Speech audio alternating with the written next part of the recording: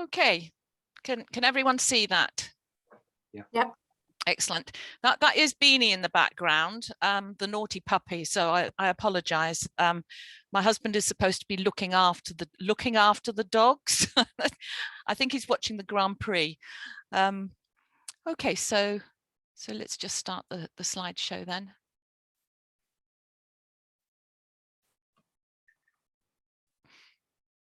So seminar 2 was designed to really get you starting to think about your research topic. A lot of you have come up with some really great ideas. We're continuing to try and catch up with the feedback and things on those. And this sort of continued from the last activity of seminar 1. We're very happy to have some individual sort of conversations if people would like to discuss their individual topics and the way in which their research is developing. So we've got our sort of office hours, and if you do want to book in, then let us know. If those aren't convenient, then do get in touch. So developing your research topic, you'd had a few weeks to think about it. It was great to see how much reading people had done, and really trying to bring it together in order to kind of put some scope around it, some boundaries. And we saw really good progression, I think, from seminar 1 to seminar 2. But if you are still sort of unsure or want a conversation, then please do contact us. So there was an emphasis in this particular seminar on looking at the evidence base that's going to actually help you to build your arguments, that's going to help you to support your approach. And we had a couple of activities on that for you to think about, and I'll take you through those and just give you my observations on them. This notion of background reading and research is a theme that's been highlighted through both of the seminars. And it was nice having a conversation with Paul. Was it yesterday, Paul, or the day before? I can't remember. Time is strangely sort of developing at the moment. Paul was talking about all the background reading and research that he's been doing and the ideas that was giving him, and sort of helping him to develop. So this is something that is really, really important. Again, good to see that you're developing your search strategies and you're looking at different types of information. But we'll go through that in a little bit more detail. And lastly, we wanted to get you thinking about moving from this sort of general topic to a specific set of research objectives. So we didn't require you to post on this. It was food for thought, but it was a short video that introduced a kind of methodology and a framework that's going to help you to articulate these research objectives. And they're really like a roadmap, because once you've got those in place, it kind of helps you to develop the sequence of your thinking. It helps you to develop the sequence of your data collection, and also eventually your data analysis. So this is a really critical stage in terms of the CAB program. And we're here to help you, so please do let us know if we can assist in any way. So we'll just go through each of these in a little bit of detail. So this activity 1, continuing to develop your research topic, and this activity feeds directly into the development of your research objectives by defining a topic and scoping that topic. You are beginning to get a shape and you're giving your research some form. Now, it's important when you're developing that topic to understand where it is that you're locating the topic. And location is a good way of setting boundaries.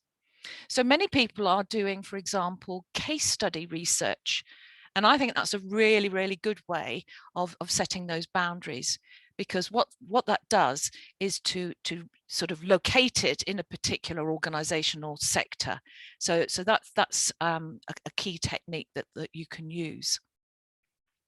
But also to consider, you know, if you're kind of wondering, you know, how you're going to focus this, consider your sphere of influence. You know, what influence do you have in an organization? What data do you have access to? You know, who can you reach out to in terms of people who might participate as part of your research? So do think about these two things. One, your sphere of influence, where you locate this, and also look at the feasibility from a data collection point of view. It may be a great topic, but if you can't get access to the data, then you know it's not going to work. So sometimes people actually start from the data. And Vicky, I think that was one of the things that you did, wasn't it? You were looking at your HR records and also and looking at the kinds of data that you could begin to, the secondary data that you might be able to use, and that was helping you to form your kind of research ideas. So that's a really good example. So the next stage of this was, you know, in terms of developing your topic, seeking out relevant literature, trying to look for a conceptual lens, look at the way that other people have focused their research in your topic area, build on previous research, and you can use it in many different ways. So you might look at a particular theoretical concept that other researchers have used as part of the development of their ideas. Or you may look at the data collection methods and methodologies that have actually been used by other authors. So adapting these can actually be a really nice shortcut. Obviously, you're going to make it your own. It's going to be your research, but sort of, you know, building on other people's work is again a nice way of validating what you're doing, because you can draw on that evidence. And also, you know, you don't have to what we call reinvent the wheel. There are many different, you know, sources of information that you can adapt and use and focus on the topic that you're looking at. We also kind of recommended that you get organized on the retrieval and storage of your literature and secondary data sources. So we're going to look at that in a little bit during the slide on Seminar 2, Activity 3, because I do want to just kind of highlight a few resources that we've got available to you. So can I ask if there are any questions specifically about this notion of topic development? Julie, I had a question about location. When you're asking us about location, do you literally just mean it's in the UK and it's in this sector and it's in this company and it's in this department within its company, or do you mean something else more broadly as well? No, I think locating it means that you have established the boundaries of the focus that you're looking at. So yours will be your organization. Yeah. So you know, it's the housing association, isn't it? So yeah. the housing association, or and maybe some of, you know, some of the sector information that is demonstrating trends. Those of you who've worked with me before know that I really like this idea of a funnel. So when you're locating it, you might locate your organization and the challenges that it's facing within a broader context. And that might be, you know, the sector, the social housing sector. Yeah. And I think that really does, you know, sort of help you to set those boundaries more specifically. Thank you. Are there any other questions that you've got on that. Okay, well, we'll move on then, but you know, if you think, just jump in if you think of anything. Okay, so using secondary data and literature to strengthen your research proposal. And I felt quite a lot of interesting lessons came out of this activity. I gave you a sample, and it was great to see people sort of engaging with this and really doing a good critical evaluation. Sometimes I thought, wow, that is very critical. So this was really to get you looking at a piece of work that we actually thought had quite a good evidence-based rationale. Remember that this was only an extract. So it wasn't the whole piece of work. It was an extract of the first section of the CAB proposal. So this particular person was looking at, you know, IT consultancy firms and some of the challenges that were facing those firms in terms of developing strategies, particularly the SME sector.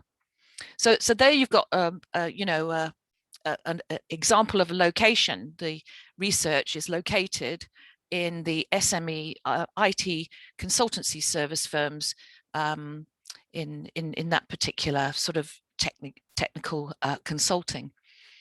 So it highlighted, I think, the need to use data to try to underpin why it is that you are interested in this particular topic area.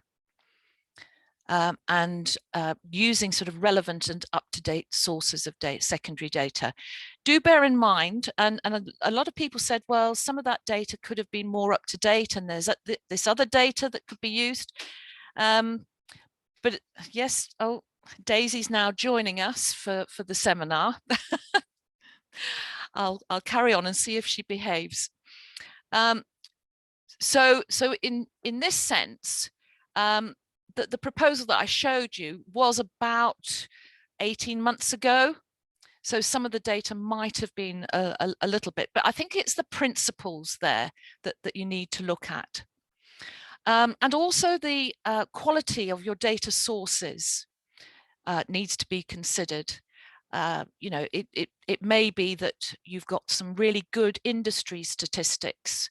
It may be that you're able to draw on company data, but look at what, you know, how valid it is, and make sure that you're considering whether those sources are indeed informing and good, are based on good data. So this particular section, this rationale, the data and literature is there for you to defend your choice of topic. And I use that word defend because sometimes you'll see in the literature, there's a phrase which is in defense of your methods. So all the way through the proposal and your capstone, you will be looking to be persuasive, to persuade others about your arguments. And the literature and the secondary data is there to assist you in that, that endeavor. So ask yourself the questions. Why is the topic relevant? Why is it significant? And that could be relevant or significant in a number of different ways. It could be significant to you personally in terms of your personal development, career development. It could be significant to your organization. You may be solving a particular problem that your organization is facing. Or it could be relevant to a sector. So again, you've got these kind of different levels of analysis that are playing out here in terms of being able to present that evidence. So the next activity was to actually go out and find some data for your particular topic areas. And I think I'd encourage you to continue doing this because it's an ongoing process. And it's an important process to keep kind of looking and digging, as I used the phrase earlier. So lots of people had found some relevant sources, and it was good to see that you were making recommendations to other people on organizing and storing the sources that you've identified. If you haven't already identified a reference management system, and you haven't necessarily managed to get access to it, then I would encourage you to look at EndNote. And EndNote is a reference management system that is supplied for students free of charge by Brookes University. So it's something to start now. Don't wait until the capstone stage to get organized in terms of the way in which you're managing your references. You're doing a lot of reading and research. You need to be capturing it. It doesn't necessarily need to be a sophisticated system. Some of you are kind of putting together some nice frameworks in terms of looking at the data and looking at the relevance of it. And also Birgit has given some examples of some of the techniques that she's used to organize her PhD data, for example, and that's hundreds of references. So so I think that's something, it's a practical step, but by the time you get to the capstone, you need to kind of have practiced it and understood how to use it. My final point is to distinguish between peer-reviewed literature and grey literature, because that sometimes is a kind of area where people aren't quite certain of the differences between these two. Peer-reviewed literature is the literature that is actually sent to an editorial team, an academic editorial team, and the quality of the articles are assessed. So peer-reviewed literature tends to be of better quality in terms of the academic perspective. However, within peer-reviewed literature, you'll be able to find secondary data because people will be highlighting their key findings. They may have statistics. They may have, sort of qualitative data that is useful to you. They may look at some trends. They might have financial data. So, within peer-reviewed literature, you can find secondary data. Grey literature, according to Saunders et al., is the kind of literature that is not peer-reviewed, but it obviously can have quite a lot of credibility. So many of you may have come across, some of the research that's been done by, I don't know, Price Waterhouse, for example.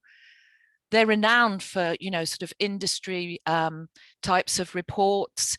They do a lot of research in terms of looking at, key business issues. I've recently read one on artificial intelligence that they've produced. So this grey literature is often produced by professional associations. Some of you are members of ACCA, and ACCA produce their own reports on the sector that they're operating in. So there is some really good quality stuff out there that isn't necessarily peer-reviewed, but has some good supporting research behind it. So do look for those kinds of sources as well. Any questions on this particular activity? Julie, where do some books fit in? So, for example, there is a book that's really central to my research called The Managed Heart by Ali Hochschild. Where does that sit in terms of literature? I think if you've got a key text like that, then it's central to it. Particularly if it is sort of exploring the conceptual focus that you're developing. I think there is I'm just trying to sort of explain this, that there is sort of a balance. Does that make sense? Sometimes people go too far down the, if you like, the published books, and don't dig deep enough into the more detailed academic. But I think you know, published books can actually give you quite a good starting point, which you can then interrogate with other peer-reviewed literature, for example, or triangulate it in some way with other literature. Look for alternative perspectives. So it has a role to play, absolutely. But we wouldn't want to see, I don't think, particularly all sources coming from, you know, published books. No. So that's what I'm saying about a balance there. But it can be the starting point. It could be a very good, absolutely, absolutely. So you know, do consider that. And then, like I say, that word triangulation is important in this sense. So you're very often triangulating your sources. So what does the peer-reviewed literature? Maybe there's an influential text that's been you know, sort of written on your topic, and maybe there's some, you know, sort of professional literature that has also kind of looked at the topic that you're interested in. Okay, any other questions? Julie, is it mandatory to plan for the primary research, or we can use only secondary sources? This is a good question. So primary and secondary data. So literature is a form of secondary data, isn't it? You know, because it's something that's been written for you know, a project or a piece of research that you're not undertaking. It is possible to do your capstone solely on secondary data, i.e. literature and data that has already been produced in some form. So, for example, we've had some interesting research that's been done on TripAdvisor reviews. Glassdoor. People familiar with Glassdoor? You know, the reviews of organizations on Glassdoor.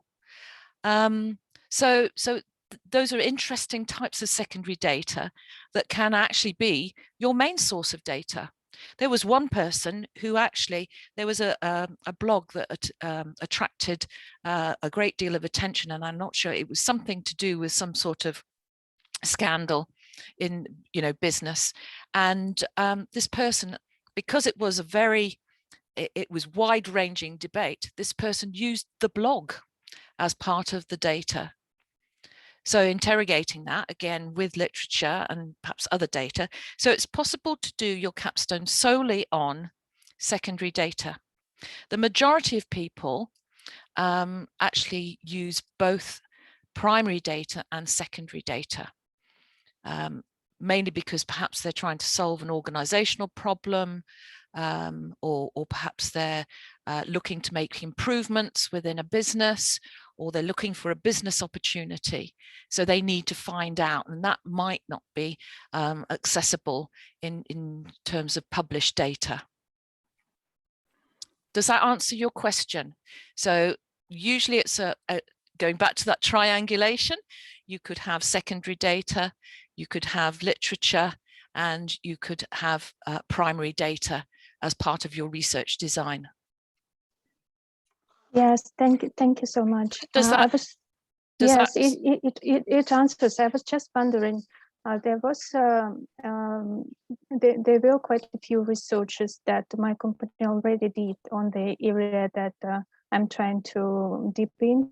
Mm-hmm. And I'm not sure if I'll be able to carry out the primary research myself, because it may be a lengthy process and requires some negotiation with the access to the data. And I was just wondering if I'll be able to use the researches that was already performed before. Yes. Is it acceptable? Absolutely, as long as you're putting your twist on it. You know, so it's not necessarily replicating the data that's already there, but you're perhaps reassessing it and reanalyzing it in a new and different and interesting way. So that I would encourage you to think about. Can I put another lens on this data that's already been collected? Okay, understood. Thank you. Okay.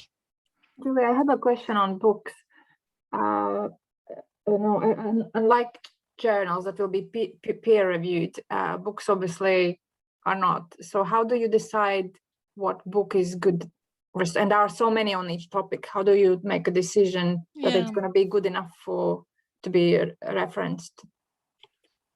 Yeah, I think, well, the quality can be assessed in several ways. You know, the author and the credibility of the author is something that, how influential are they within that particular area? And I think obviously your own assessment of the way in which that author has used the information, the data, the literature in the development of their own argument, you know, how convincing is it?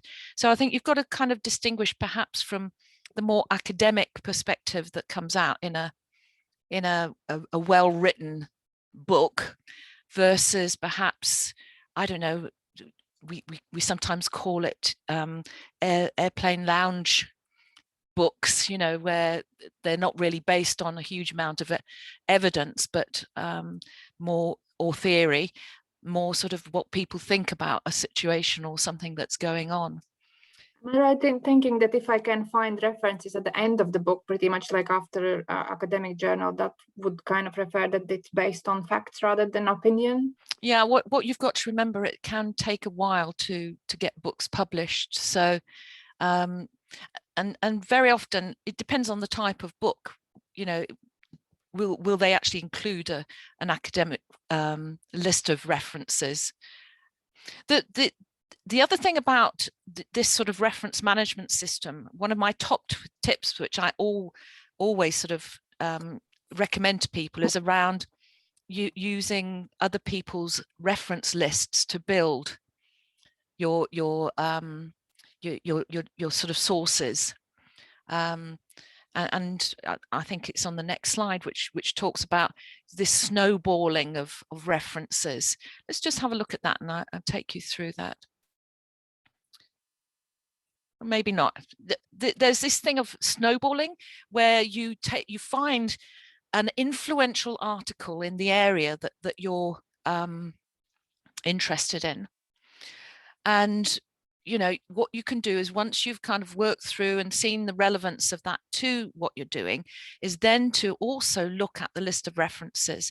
And very often using the databases, things like Emerald Insight and Business Source Complete, etc., etc. Though the list of references is also linked to the papers that it's been based on. So it's a really nice way of getting, you know, sort of literature without having to do what I would call the primary research into the literature. You're kind of building on other people's references, and that kind of gives you even more information to work with. So that there's a sort of top tip. Okay, so starting to develop your research objectives, we just wanted to have a light touch here to introduce this model. We didn't really want to kind of get too much into the development of research objectives, because we wanted you to have more time to think about, you know, how this is going to actually work. So this is actually the start of seminar 3. So the activity that we introduced at the end of seminar 2 is the first activity in seminar 3. So hopefully you've managed to look at the video and also start to begin to think about how this model could be used to develop your own research objectives. So in the little video, I identified 4 sets of objectives. And usually in this kind of work, it's between 3 and 5. But this is quite a nice model that we've been trying to develop over the last 2 sessions, actually. And we're getting some really quite nice feedback on it. So the theoretical objective is, roundabout, well, what do I need to know in terms of this topic? What is out there? So trying to develop your theoretical lens and sort of set up an objective around that. The video also gives you some nice examples of how students have done this in the past, and I think that's quite useful because it puts these into perspective. So there's the theoretical objective, which is defining your the lens that you're using. Is it a strategy lens? Is it a particular concept? So I'm drawing on Vicky's idea again, which is the notion of emotional labor, and using that as your theoretical lens. That becomes the central part of your theoretical objective. So it would be something like a critical evaluation of the impact of emotional labor on what was it, employee not productivity, I forget which word engagement, that's right. Yeah, so there you've got quite a nice focus there because you've managed to pin it down to that idea of emotional labor. I'm not going to go into these in great depth because there's lots of examples and the videos there for you to review.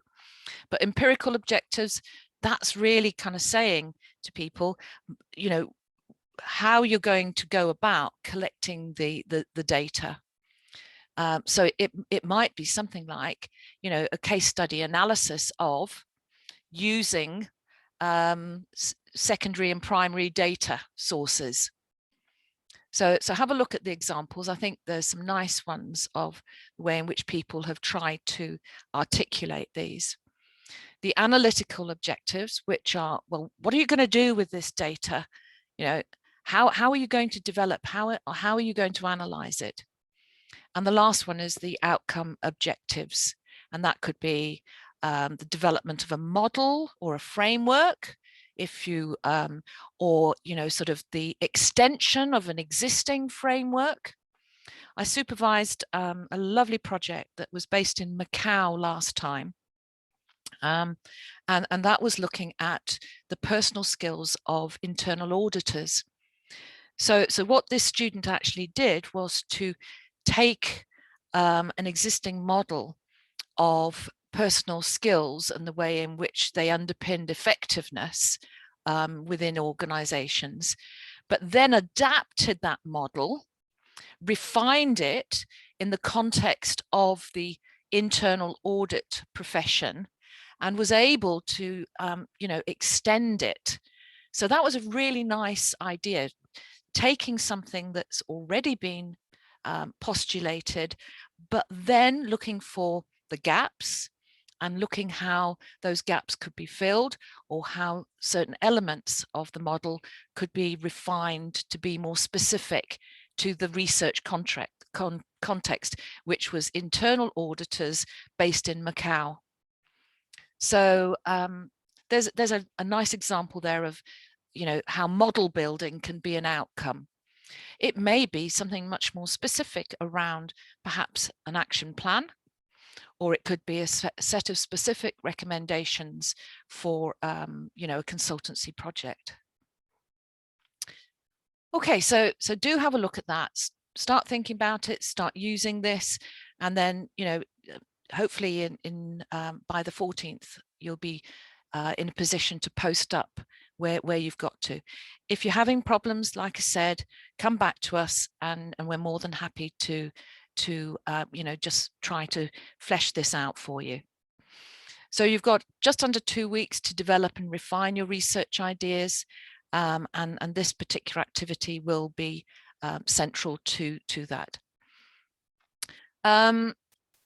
So The next thing is, everybody got their portfolio started, that they're beginning to, you know, drop all the information in, giving it structure and shape, understanding, you know, the different aspects of the CAB. Sometimes what I say to people is use the CAB assignment brief, which is quite detailed, and I've put a Word document in for that, so you can actually separate out each of the elements of the assignment brief. And as you're kind of building, you're reading, as you're building your data collection, as you're thinking about your methods, pop those into those headings, so that what you're doing is actually beginning to develop your portfolio. You know what sources of data you can use to develop each of those different sections. Does that make sense? And it's a good technique, because rather than leaving this till the end, what you'll have there is the framework of, you know, the different sections, and you'll know where you're going to get, or you will know where the gaps are in your information sources, but you'll also have a starting point for writing. And I think that's, you know, the top tip really is to try to structure it in that way. Then the other thing is around the bubbles, and I'd like it to hand over to you and ask, you know, how are those going? Are people making contact? Are they useful? Because what we want to do is come in and after seminar 3 and come and visit some of the bubbles. Well, all of the bubbles, but how is that going? Can you just sort of give me some feedback on it? I would say it's a bit tricky. So Scott is in my bubble. I know him really well. We talk all the time anyway, so that's easy. But one other member of our bubble, we've only managed to meet once, but there'd been some illness and some difficulties, and so we'll keep persevering. But there is another member who we just haven't been able to get in contact with at all. Yes, and I know this particular case, and what I can say is that person is actually back on the course. So okay. I will contact her again and ask her to contact you. Good, thank you. Well, we'll persevere.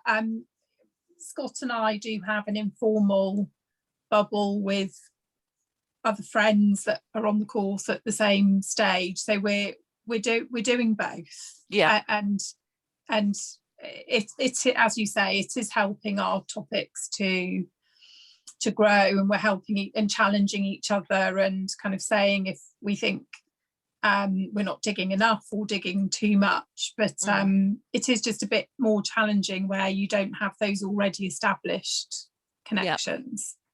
Yeah, and obviously we don't know what your established connections are, so you know, I just had to sort of take a stab in the dark and just try to get people talking, really, and that's the main thing.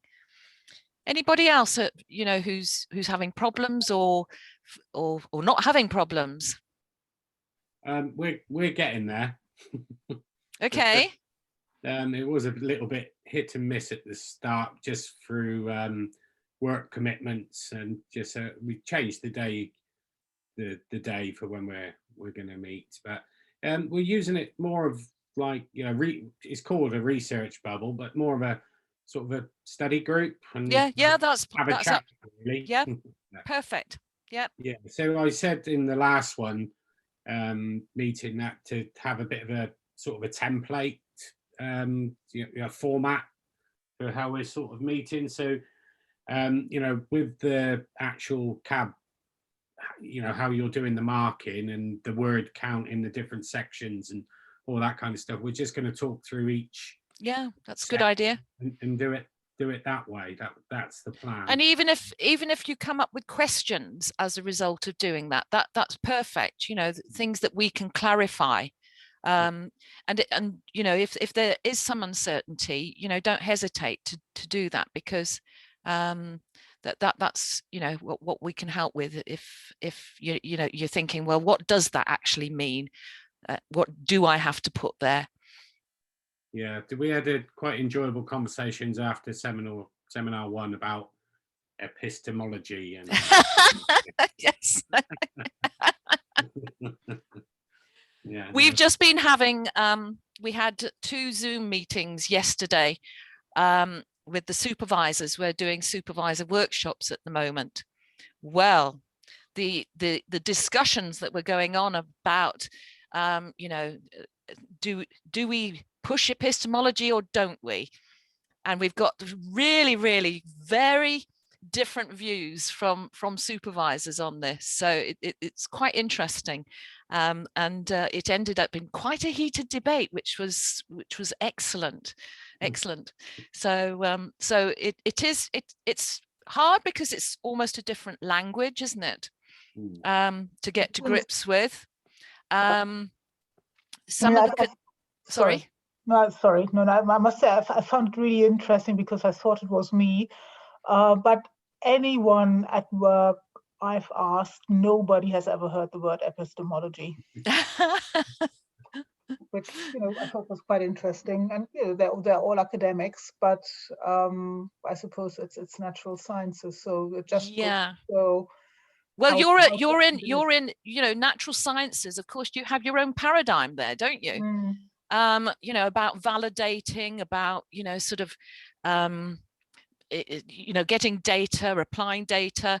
So I think in business and social sciences that it is more of an issue around because there are so many different perspectives in relation to how we might view business phenomenon, and that's where the debate comes, I think, because you can't kind of your whole sort of ontological position about what constitutes knowledge is fundamental to the particular kind of work, particularly natural sciences. So I think, yes, it is more of a debate around the social sciences, which we're engaged in. So it'll be interesting, Ursula, to see how you relate to that, because I remember someone actually at the Oxford University Trust who was a medic, and he was starting, and he was very, very much from this positivist, sort of we need to have data and we need to be able to validate this and all the rest of it. And by the end of the course, he said, you've absolutely turned my world upside down, because I realize now that actually I've been doing this, but I don't really like it. I like the softer side and the people side. So it is challenging, but I think those who get it have a much better understanding of how that influences their research design. So it is a key debate. Yeah, well, absolutely, and it's just interesting how how different things can be viewed and research can be done and stuff. So yeah, we'll see how it goes. Yes, indeed, indeed. So any more comments on the research bubbles, or just sort of keep going and see how you can engage with people? And that's the main thing, research, and this is we're very, very conscious of. Research is it can be it's an individual, and it can be a bit of a lonely journey, and we're concerned for you to build these more informal support networks around this. Otherwise you're just sort of on your own in your garret or your attic, and trying to engage with the data that you're looking at. To discuss it and bring it alive is actually a much more preferable process. Okay, so over to you now. Any questions or anything that you would like to explore a little bit further?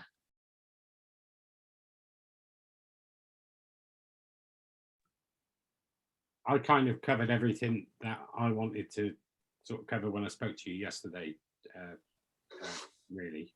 Okay. And that was around the capstone, wasn't it? Yeah, yeah, but it's all kind of, you know, that's the whole sort of, yeah, I'm quite happy. Okay. I think I'm quite still in a stage where I'm not 100% sure. And when we're talking about bringing research ideas, does it mean we still have to have few ideas? Because it seems many people already found a topic and I haven't. Okay, and I think that would be a good a time then to have a conversation with one of us. One of the things that I often, if you've got several topics that you're interested in, do sort of like a, you know, sort of strengths and weaknesses analysis, and kind of look for some of the criteria are around, will you be able to get the data? Which is the line of least resistance in terms of getting data, for example? What really interests me about this? You know, what am I going to get out of it? So rather than considering sort of more abstract topics, think about you, put yourself in the center of it and what you want out of it. And I think that just gives you, you know, and you may be interested in several things, but you've got to ask yourself, why am I interested in that? What's it going to do for me? And try and sort of focus it in that way. Thank you. But very happy to talk, and I think sooner rather than later. Yeah, I need to do some catching up. Like, it was intensive whole week. I haven't really lifted my head for anything else but leadership capabilities. Yes. Yeah, that's hard, isn't it, to actually, you know, sort of be doing a course as intense as that, and also thinking philosophically about, you know, your research topic, etc. So totally appreciate it, but let's have a chat. Julie, in terms of the academic context part of our assignment, I guess that's a little bit like a mini literature review.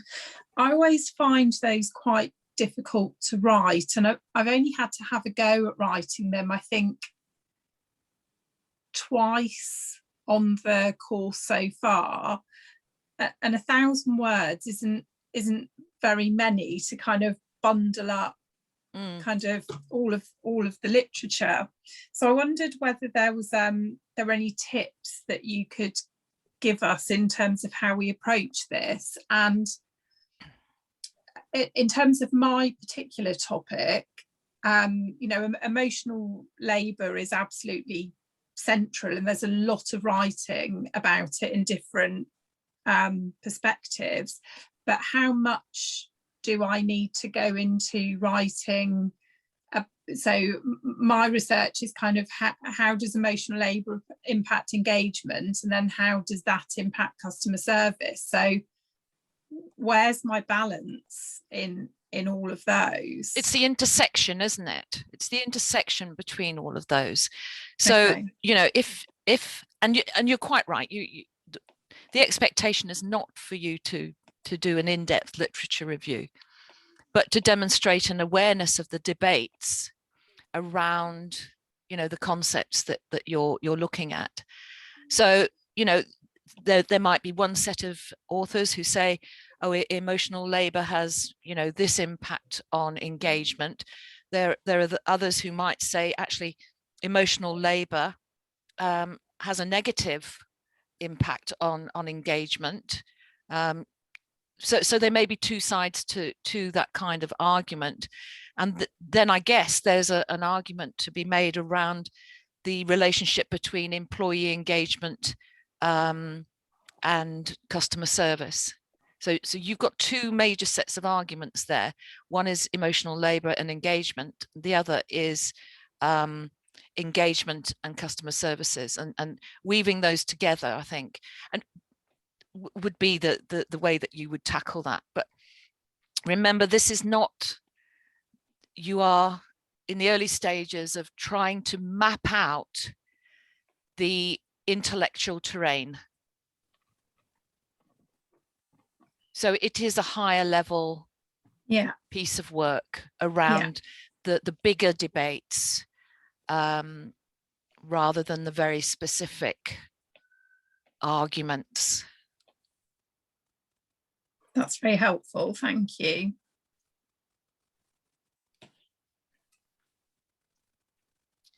Any other questions? I also had a question about ethics, if that's okay. So I'm very aware that I'm in a very privileged position compared to some of my fellow students, where I have very easy access to all of the information that I need just because of my job mostly, but my seniority from a customer service perspective. And so, and when I've been speaking to people, the people in the departments that I'll be researching are crying out for me to do this research. So they're really excited about it and feel like it's very much needed, which is reassuring.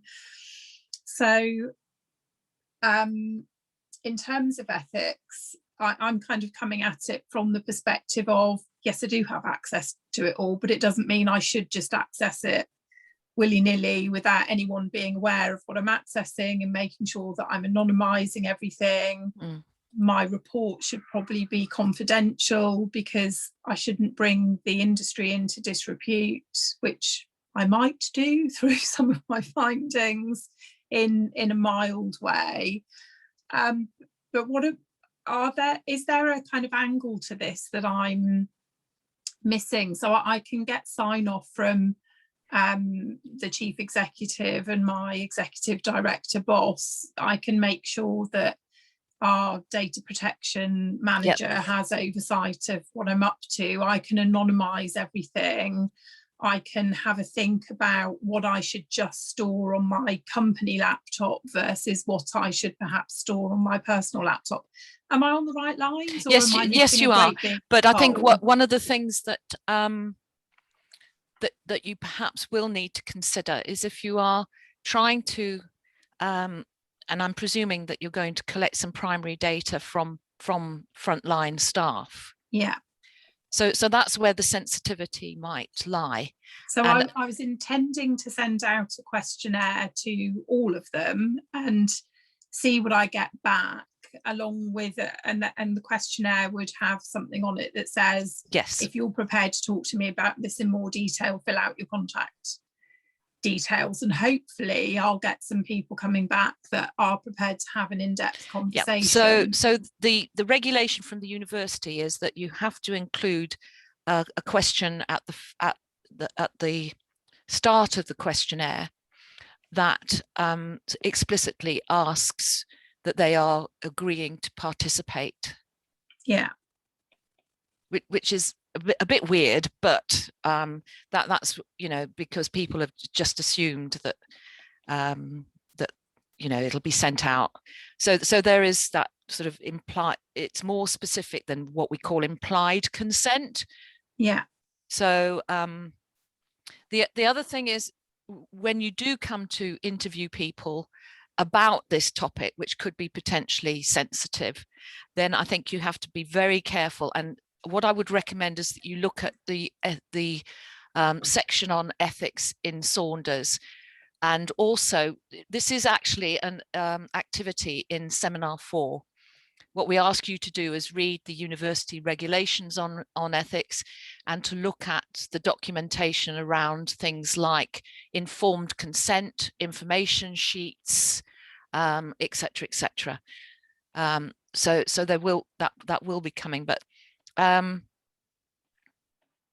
other thing is to think about sampling in terms of questionnaire.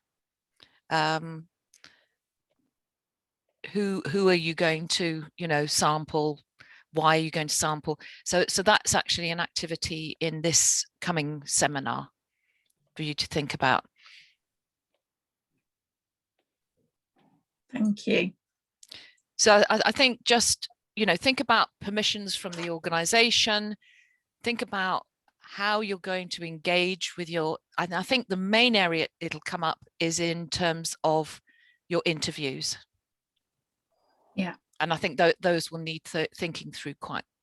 And I could use a company tool to gather that data, but I'm intending to use the university tool so that the company can't access that data. Right. Which might help give some reassurance as well. Yeah. And again, that would all be documented in the research methods chapter of, you're doing a dissertation, are you? I keep kind of flopping between a dissertation and a consultancy project. I think that there'll be a lot of recommendations that come out of the piece of work, and so I move towards consultancy project. But what I don't yet know is whether there'll be something about the models that I find that I could improve upon, which would then send it in the direction of a dissertation. So I'm not sure. I think we could have this conversation another time once you've sort of moved on a little bit. Yeah. Because there's something quite theoretical that you're grounding this on that is kind of difficult to articulate within an individual consultancy project, because it is quite difficult conceptually. But it may be that you can strip some of that out and produce a report for the organization. Yeah. But let's have a chat about that. Okay, thank you. Anyone else to have any questions?